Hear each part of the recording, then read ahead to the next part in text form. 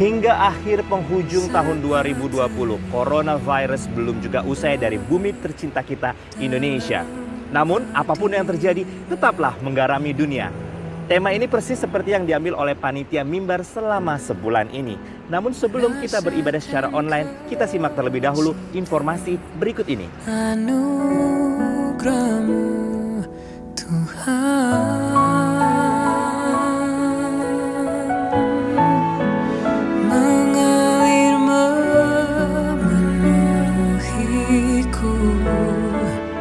Jemaat yang terkasih, selama sepekan ini ada sejumlah orang yang berbahagia karena berulang tahun dan dapat menyelesaikan studi S1-nya.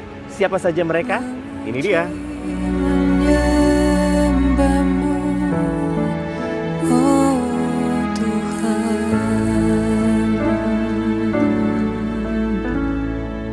Jemaat yang terkasih, bagi Anda yang rindu untuk memberikan persembahan dan persepuluhan, Anda bisa memberikannya di dalam nomor rekening berikut ini.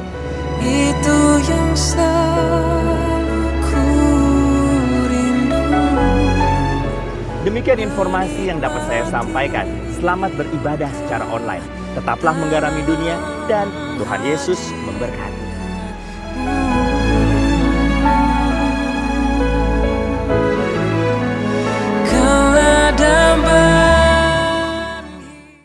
Selamat pagi Bapak Ibu Saudara yang terkasih dalam Tuhan. Puji Tuhan, pagi hari ini kita boleh kembali bersama-sama berkumpul, satukan hati kita untuk memuji Tuhan, menyembah Tuhan. Kita mau masuk dalam hadirat Tuhan, mari kita berdoa. Bapa kami yang di dalam surga, Allah yang kami kenal, kami sembah di dalam nama Tuhan Yesus Kristus. Terima kasih Tuhan buat pagi hari ini. Tuhan boleh layakan kami untuk kami bersama-sama datang ke hadapan Tuhan, memuji nama Tuhan, menyembah Tuhan dan duduk diam dengar firman Tuhan. Terima kasih Bapa untuk penyertaan, kasih setia Tuhan di sepanjang kehidupan kami. Kami percaya Tuhan, Kau tidak pernah meninggalkan kami, tangan kasih-Mu selalu meneguhkan kami, bahwa kami semakin kuat di dalam iman kami kepada Tuhan. Terima kasih Bapa, Engkau Tuhan yang mulia, Engkau Tuhan yang kami puja. Pagi hari ini kami mau bawa diri kami, hidup kami ke hadapan-Mu ya Tuhan, untuk kami menyembah Tuhan, menyenangkan hati Tuhan, memuliakan nama Tuhan. Amin. Wahyu 5 ayat 13 berkata, bagi Dia yang duduk di atas tahta dan bagi anak domba adalah puji-pujian dan hormat dan kemuliaan dan kuasa sampai selama-lamanya.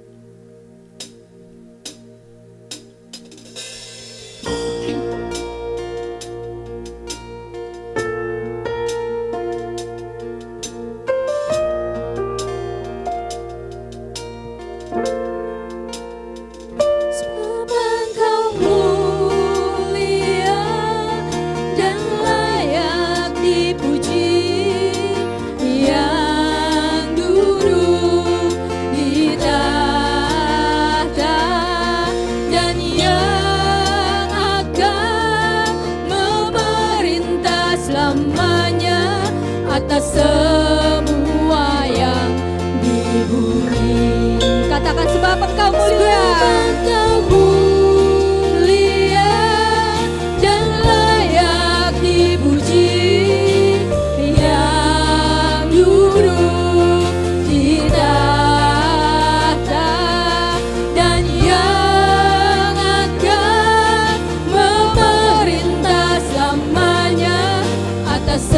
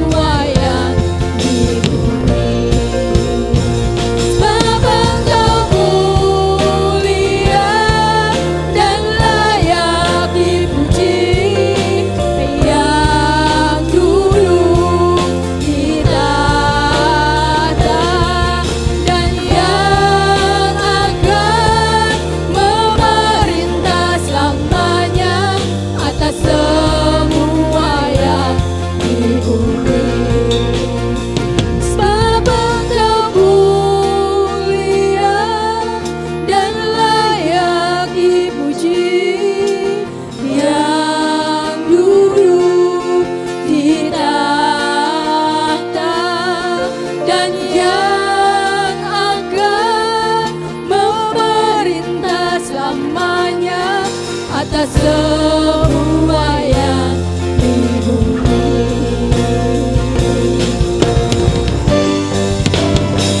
Sebab Engkau mulia dan layak dipuji, yang duduk di tahta dan yang akan memerintah selamanya atas semua yang di bumi, atas semua yang di bumi, atas semua yang di bumi. Sebab Kau mulia, Kau yang dipuji, kami yang disembah. Terima kasih Yesus, kuatkan kasih setiamu, Yesus Tuhan, Kau yang disembah, Kau yang meninggikan Tuhan, kami memujikan, kami bersyukur, Yesus Tuhan. Engkau genap hidup kami bawa ke hadapan-Mu Tuhan. Kami bersyukur, Engkau Allah kami yang hidup. Kami bersyukur, Engkau Allah kami yang ajaib. Besar kasih setiamu bagi setiap kami Tuhan. Kami mau percaya, kami mau pegang janji-Mu. Hanya di dalam Kristus segala kemuliaan, segala kekuatan kami, harapan kami hanya di dalam Kristus.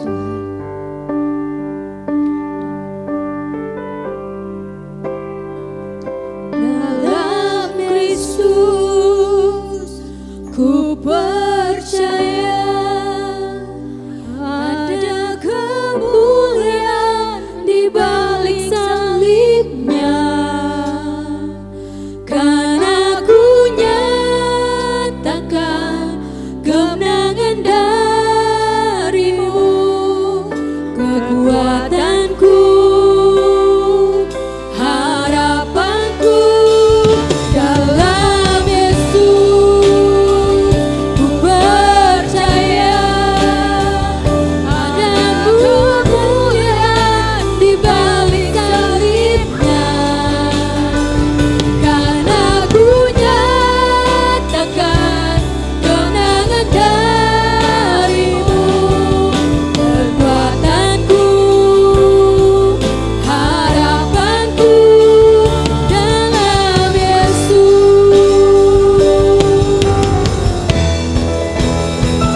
Dalam Yesus ku percaya ada kemuliaan di balik salibnya, kan aku nyatakan kemenangan dari-Mu, kekuatanku, harapanku dalam Yesus.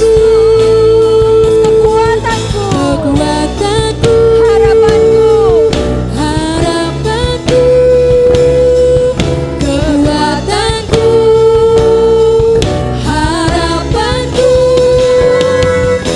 kekuatanku, harapanku dalam Yesus.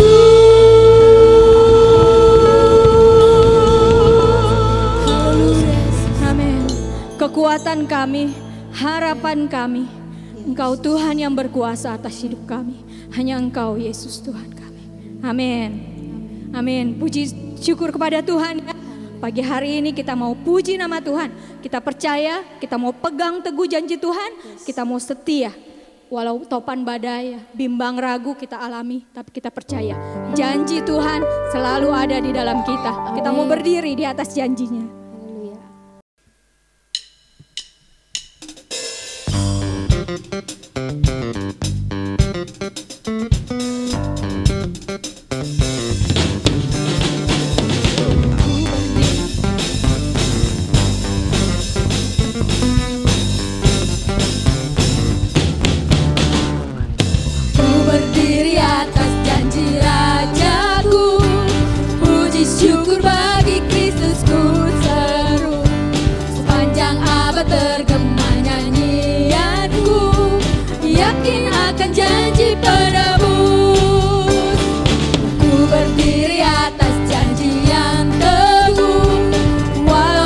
kapan bimbang ragu berderu.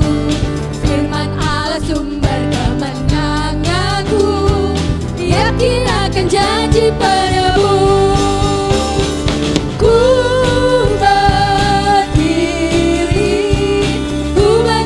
atas janji Tuhan Yesus. Ku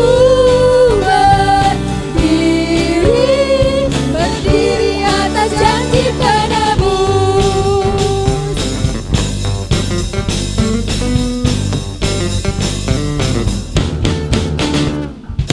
Ku berdiri atas janji Tuhanku, kasih-Nya kekal tetap mengikatku.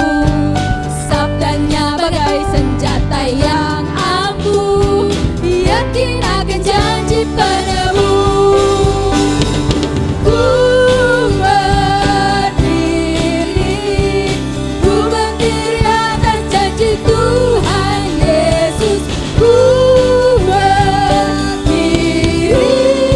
berdiri atas janji penebus. Ku berdiri atas janji Tuhan Yesus. Ku berdiri atas janji penebus. Ku berdiri atas janji Tuhan Yesus. Ku berdiri atas janji penebus. Berdiri atas janji penebus. Berdiri atas janji penebus.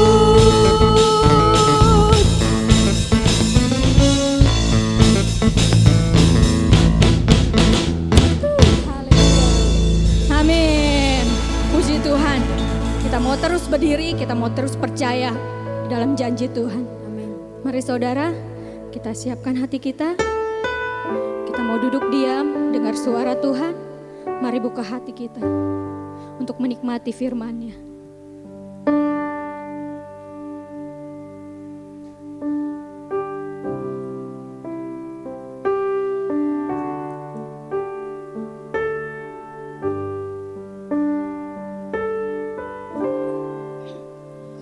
Aku datang dan ku bersujud di hadapan-Mu. Ku rasakan indah hadirat-Mu.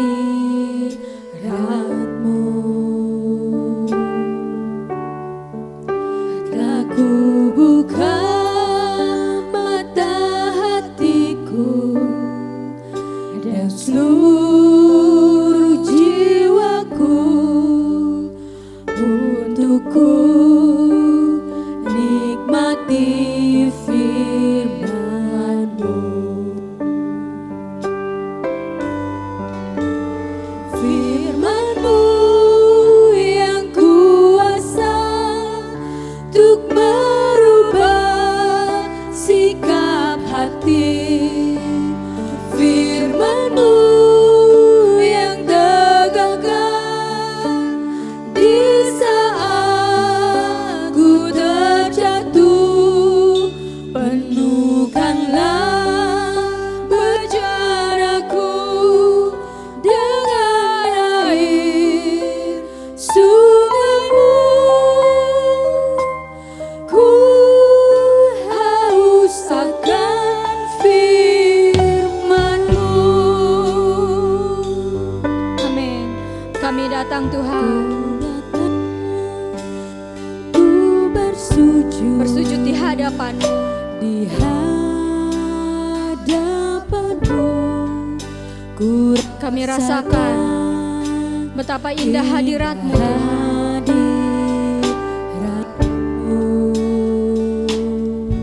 Saat ini kami buka hati kami. Buka mata hatiku. Seluruh jiwa kami. Seluruh jiwaku. Kami mau menikmati firman-Mu Tuhan. Nikmati firman-Mu.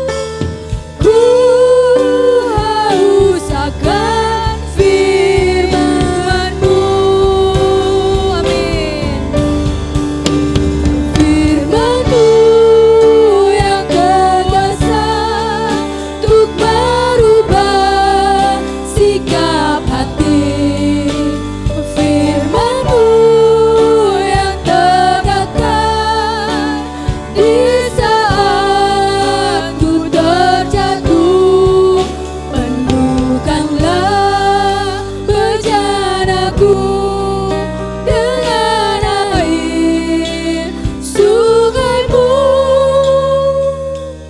Ku haus akan firman-Mu.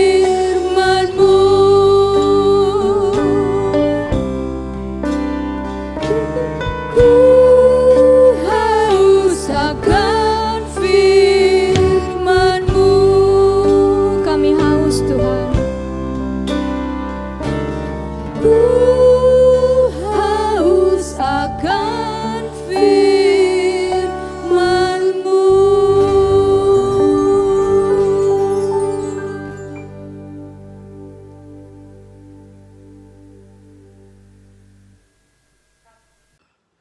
Selamat pagi semua. Baik, sebelum saya menyampaikan firman Tuhan, saya ajak kita berdoa bersama-sama.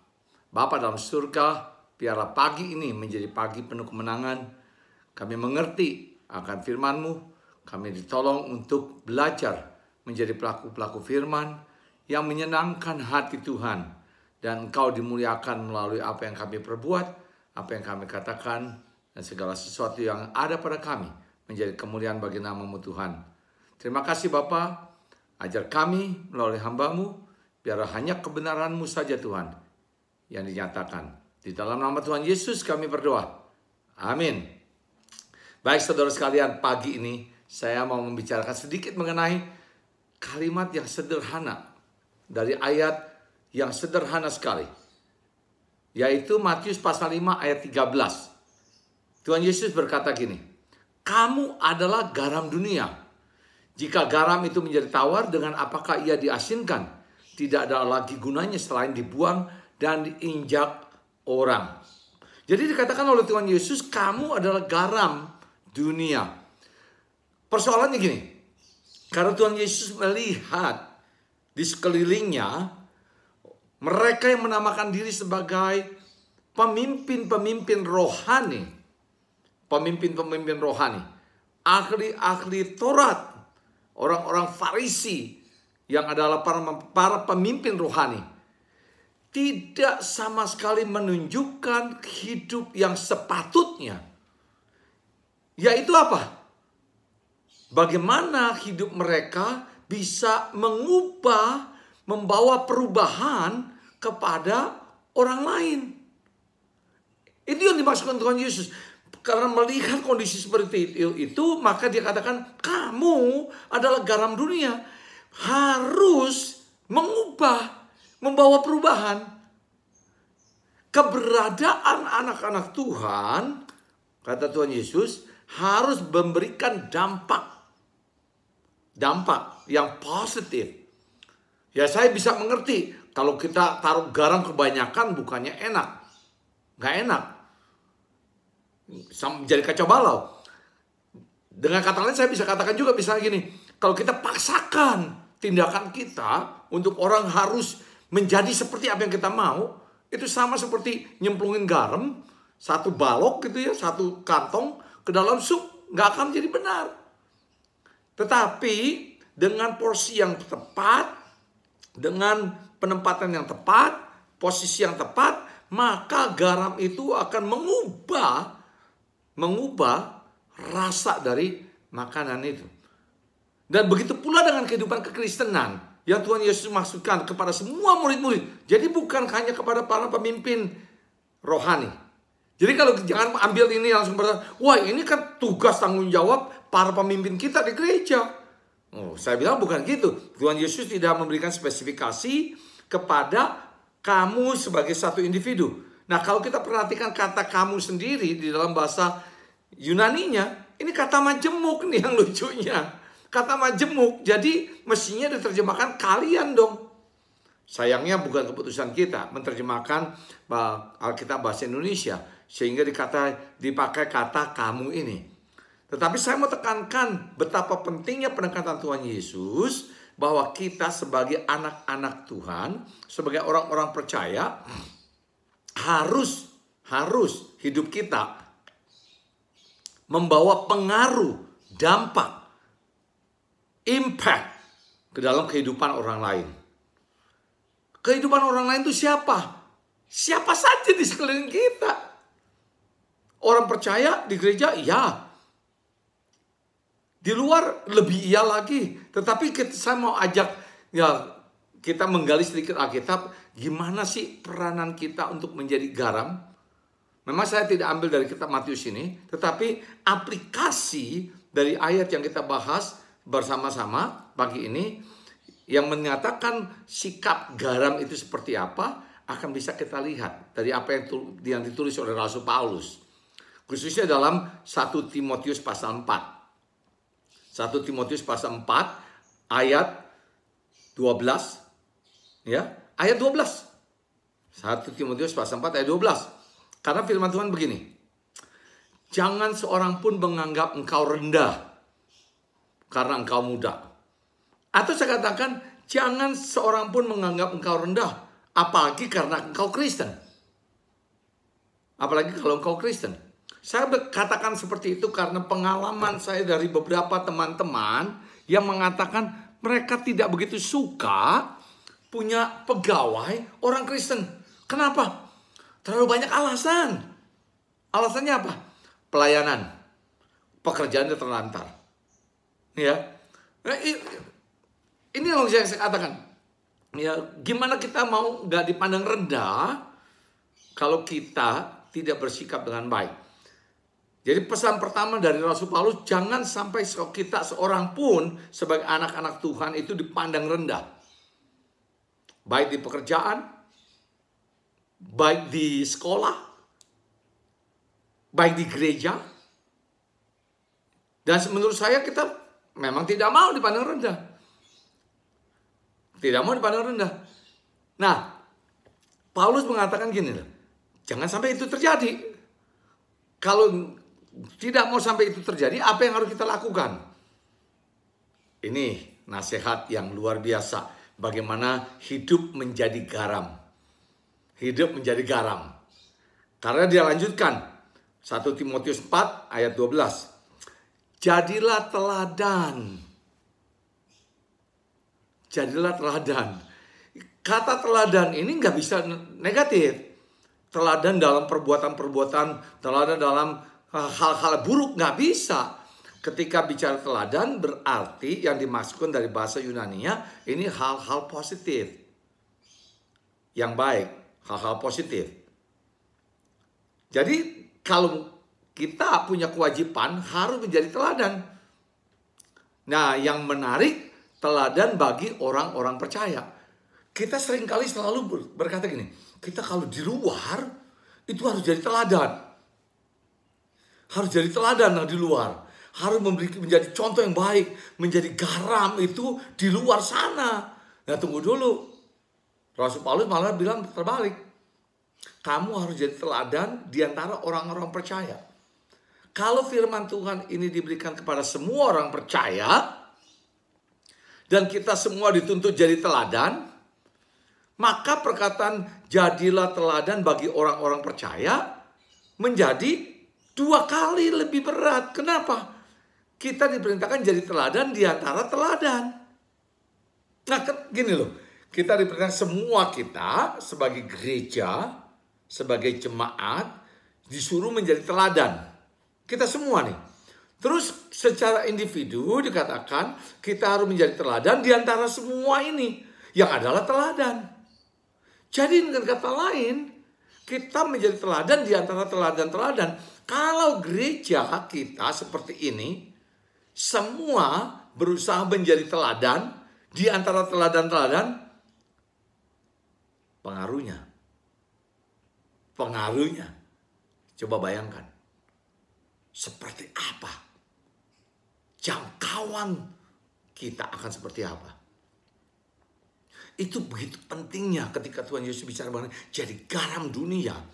Begitu kita bisa menjadi teladan di antara teladan-teladan. Menjadi yang terbaik dari yang terbaik. Wow. Dalam apa? Nah, dalam apanya inilah baru Paulus jelaskan ada tingkatan progresif dalam pelaksanaan menjadi teladan itu. Pertama dia katakan gini. Dia jadi teladan bagi orang-orang percaya dalam perkataan. Dalam perkataan. Ya, Jelas sekali nih. Dalam perkataan kita harus jadi teladan. Bahkan Paulus menekankan juga, jangan sampai ada ucapan yang sia-sia keluar dari mulut kita. Kalau kita harus jujur kepada diri kita sendiri. Saya pernah tantang ini.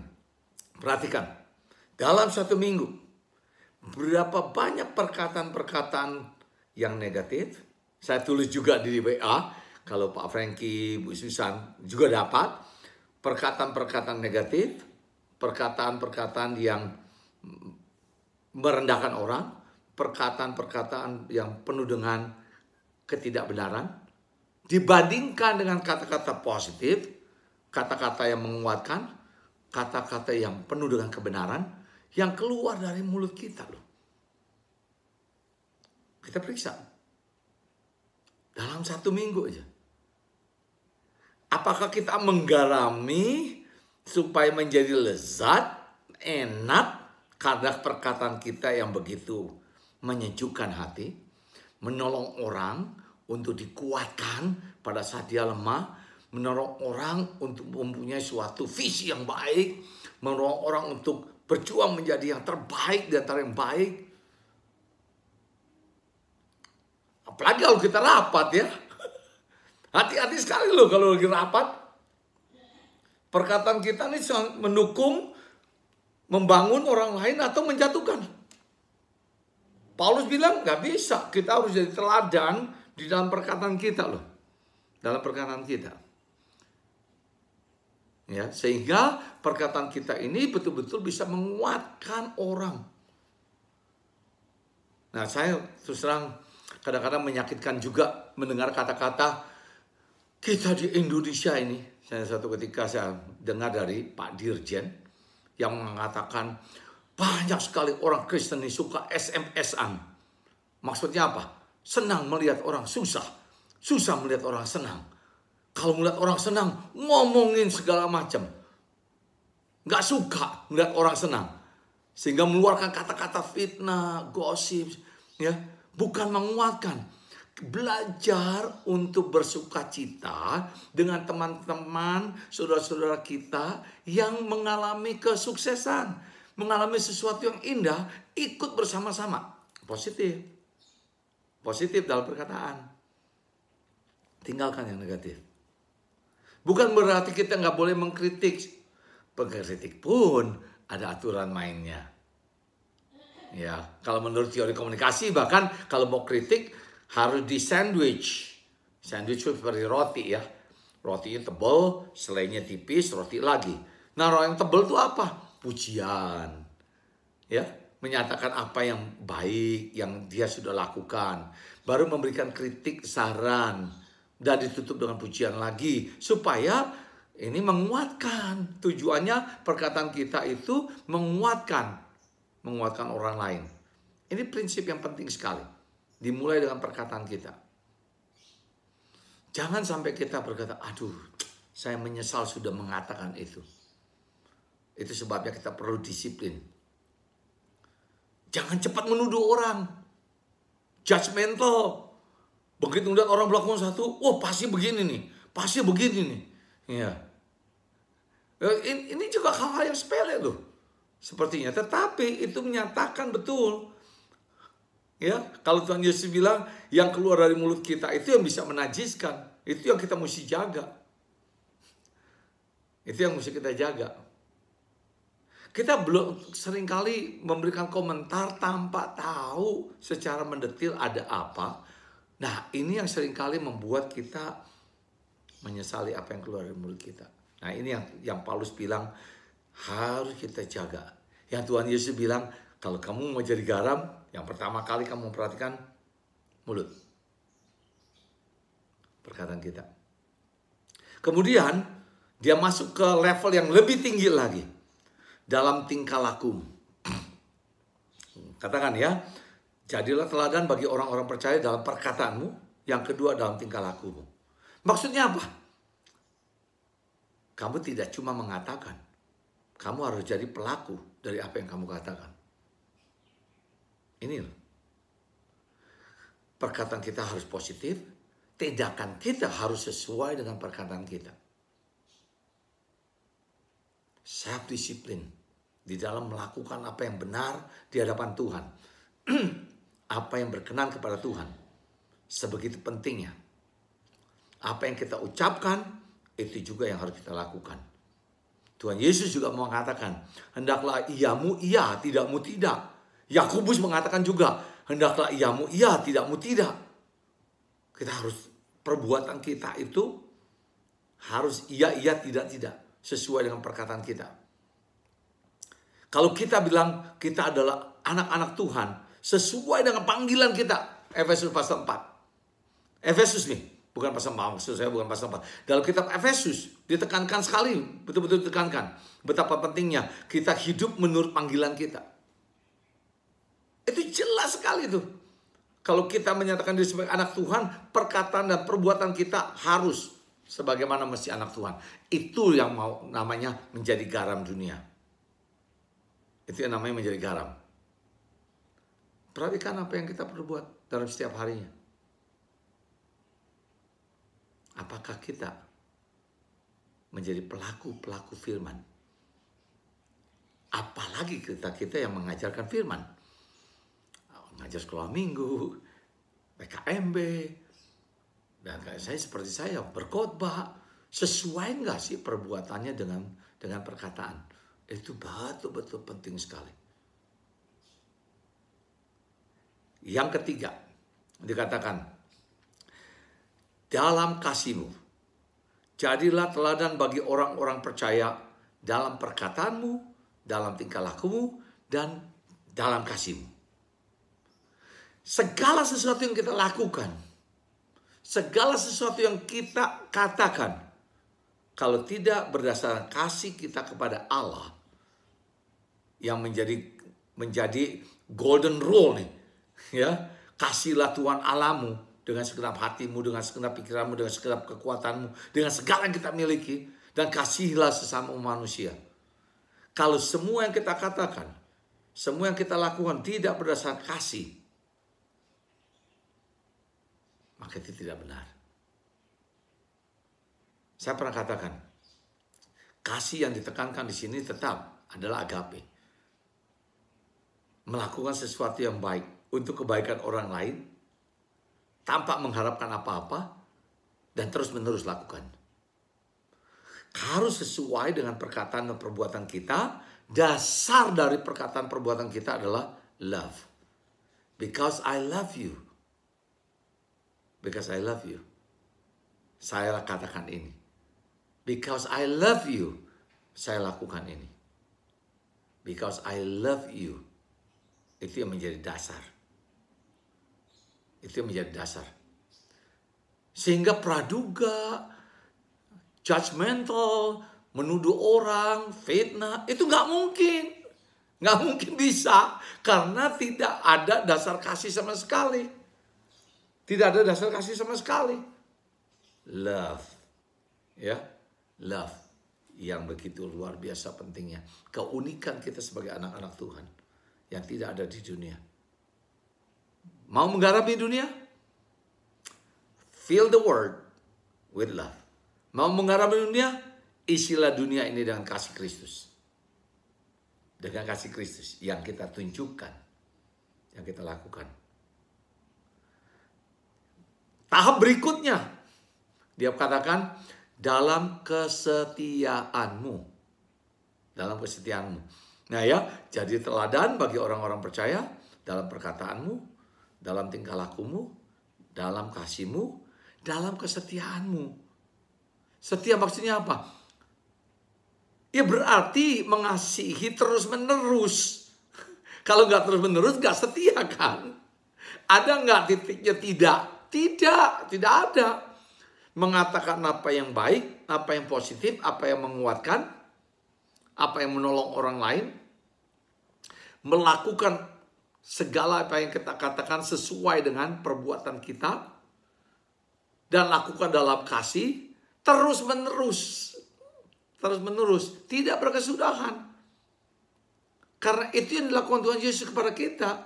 Dia menyatakan kasih kita bukan cuma sekali, Tapi terus menerus, bahkan kasih karunia diberikan pada kita terus menerus sampai kita ketemu muka dengan Tuhan kita Yesus Kristus. Itu yang kita harus lakukan. Kesetiaan dalam kesehatan. Dan yang terakhir, dalam kesucianmu, dalam kekudusanmu. Ya, dalam ketulusan hatimu. Ya. Nggak bisa pura-pura loh ya. Kalau kasih pura-pura itu bukan kasih. Tapi jangan heran, banyak orang yang bisa menunjukkan kasih dalam kepura-puraan dan bisa berlangsung cukup lama. Tetapi Tuhan Yesus bilang gini, kalau kamu lakukan itu dalam kepura-puraanmu, maka itu upahmu gitu kan ya. Ingat ketika ada Tuhan Yesus memberikan perumpamaan mengenai orang yang berdoa gitu ya. Berdoa tapi penuh dengan kepura-puraan. Sepertinya, wah penuh dengan ucapan syukur. Orang Farisi itu berkata, bersyukur Tuhan, saya tidak seperti pengungut cukai ini. Tuhan bilang dia sudah terima upahnya. Sama, ketika kita melakukan kasih dalam kepura-puraan, berarti bukan agape. Walaupun terus menerus. Kalau tidak dalam kesucian dan kekudusan, ketulusan hati kita, itu menjadi nol besar. Ini yang dipertekankan oleh Rasul Paulus. Ketika kita mengambil konsep bagaimana menjadi garam dunia, menggarami dunia ini, maka yang dinasihati kepada kita adalah garami dengan perkataan kita, dengan perbuatan kita, dengan tingkah laku kita, ya, dalam kasih kita, kesetiaan kita, dan kesucian kita. Itu yang diminta Tuhan. Sampai suatu ketika Paulus berkata gini. Dalam kitab 1 Korintus 11 ayat 1. Jadilah pengikutku. Sama seperti aku juga menjadi pengikut Kristus. Nah kata yang saya bilang. Sayangnya kok jadi pengikut Paulus ya. Maksudnya gini. Teladanilah hidupku. Sama seperti aku meneladani Kristus. Teladanilah hidupku sebagaimana aku meneladani Kristus. Yang sekalipun adalah Allah tidak menganggap kealahannya sebagai sesuatu yang perlu dipertahankan. Filipi pasal 2. Merendahkan dirinya. Bahkan rela sampai mati. Dan itu yang dilakukan Paulus. Dia bisa bilang gitu kepada jemaat. Kepada jemaat di Korintus. Kalian semua. Lihat aku. Lihat cara aku hidup. Lihat sikap, karakter, attitude, semua dari aku, kata Paulus. Teladani itu. Seperti aku meneladani Kristus. Bagaimana dengan kita semua? Beranikah kita? Dan saya bilang bukan pertanyaan. Haruslah kita menyatakan itu. Menjadi teladan bagi orang lain. Menjadi teladan di gereja, menjadi teladan di tempat kerja, menjadi teladan dimanapun juga. Saya mau tutup dengan satu ayat ini. Roma pasal 12 ayat 1. Karena itu saudara-saudara, demi kemurahan Allah, aku menasihatkan kamu, supaya kamu mempersembahkan tubuhmu sebagai persembahan yang hidup. Hidup nih, ya. Kalau udah mati nggak ada gunanya. Yang kudus, dan yang berkenan kepada Allah. Itu adalah ibadahmu yang sejati. Jadi yang dikatakan oleh Paulus dalam Roma pasal 12 ini, kita mempersembahkan apa yang ada milik kita. Seperti yang dikatakan tadi, menjadi teladan perkataan, dalam perbuatan, tingkah laku, dalam kasih, dalam kesetiaan, dalam kekudusan. Dan kita persembahkan itu untuk kepentingan Tuhan. Itu ibadah kita yang sejati. Itu the real worship. Ini katanya yang dibilang ibadahmu yang sejati adalah your spiritual acts of worship.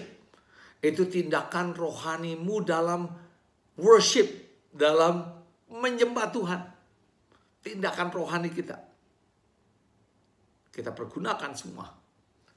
Sekali lagi ya, bagaimana kita jadi garam dunia?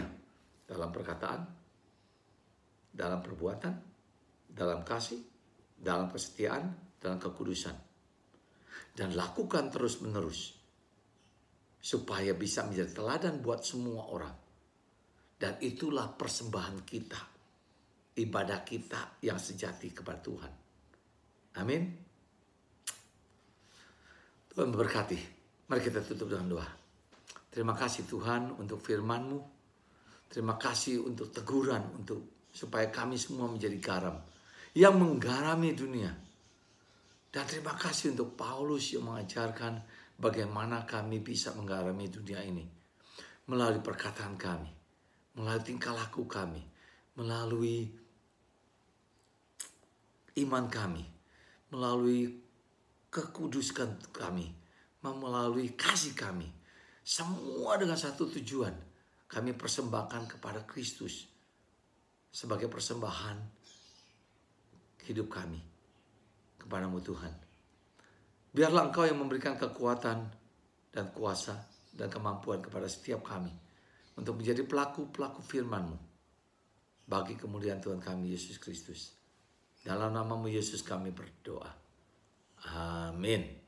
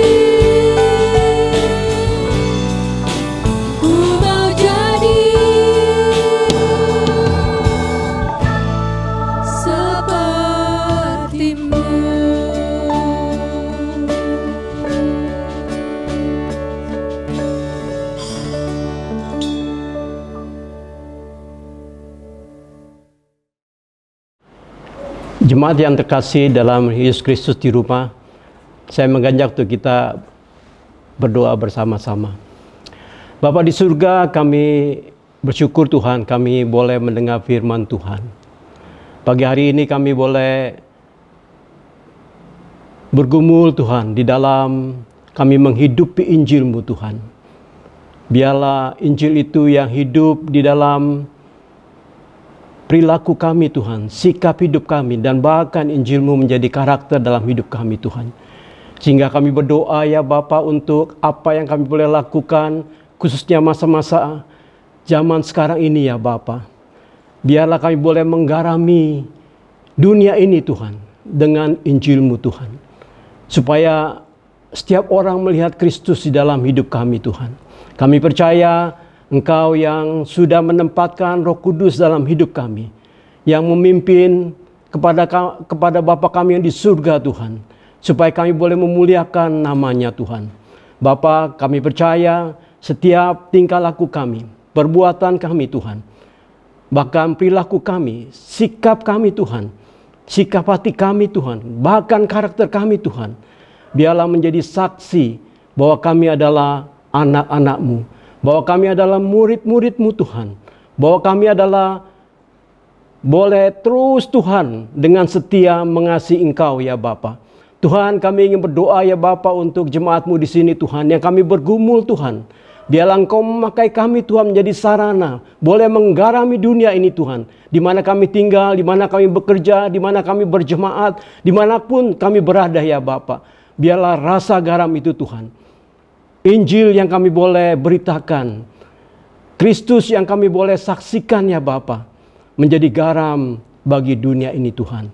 Bapa, kami percaya Tuhan, walaupun keadaan kami mungkin tidak mengenakan ya Bapa, biarlah Engkau memakai kami Tuhan dalam situasi kondisi COVID ini ya Bapa, menjadi sarana bagi kesaksian kami Tuhan bagi orang lain. Biarlah kami boleh mengucap syukur Tuhan, kami boleh menikmati anugerah dan kasih karunia Tuhan pada waktu kami lemah, pada waktu kami sakit, pada waktu kami mengalami ancaman virus-virus Tuhan. Kami merasakan perlindungan Tuhan, kami merasakan pertolongan Tuhan, kami merasakan anugerah yang sangat besar ya Bapa. Karena pada waktu kami lemah, kami merasakan kuat karena ada Kristus dalam hidup kami. Bapa, kami terus Tuhan, kami berdoa ya Bapa.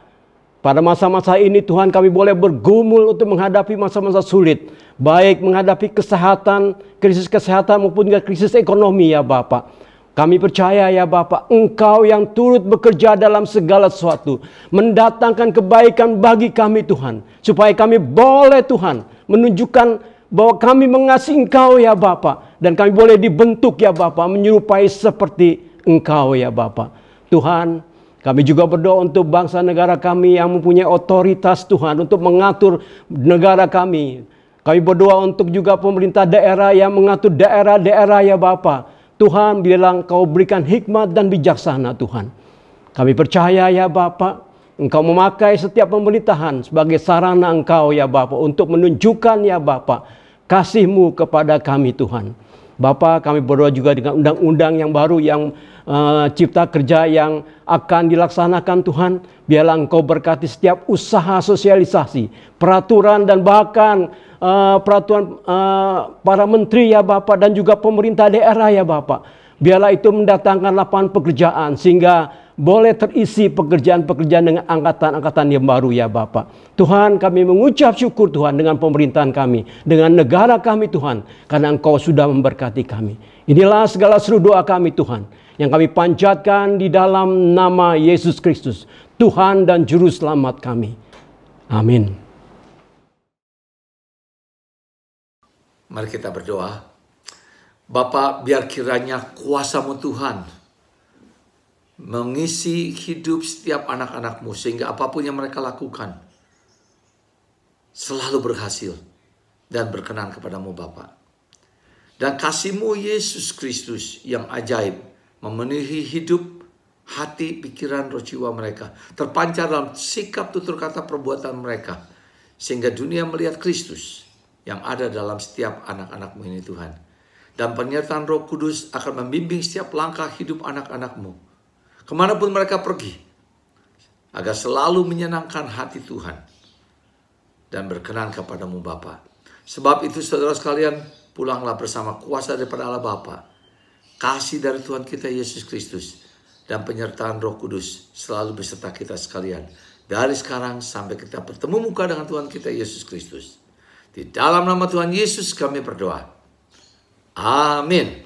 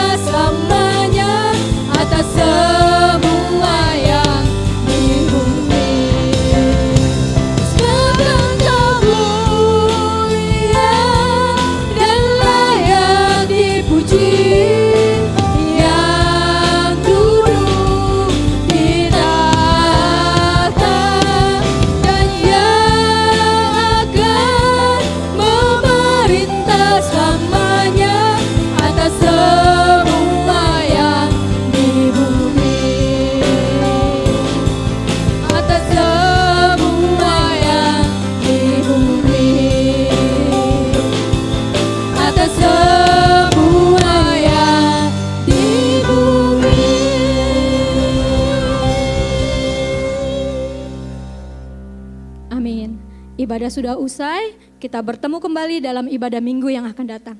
Tetap setia ikut Tuhan, Tuhan Yesus memberkati. Amin.